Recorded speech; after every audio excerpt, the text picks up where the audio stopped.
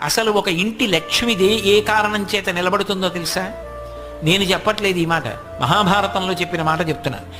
లక్ష్మీదేవి ఏ ఇంట స్థిర నివాసం ఉంటుంది అంటే, ఏ భార్య భర్త కీచులు అడుకోరో, అస్తమానం నింద చేసుకోరో. ఆయనకేం తెలుసండి, మా పుట్టింట్లో బోల్డన్ని పూజలు, కానీ ఆయనకేం తెలుసు? నన్ను చూసి నేను మా అత్తారింటికి వచ్చిన తర్వాత నమస్కారం పెట్టాలని నేర్చుకున్నారు అందనుకోండి. ఎందుకు ఆ పూజలన్నీ?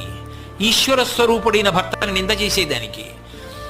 లక్ష్మీదేవి పూజ చేసి బయటికి వచ్చి భార్యని నింద చేశాడనుకోండి, ఎందుకు ఆ పూజ?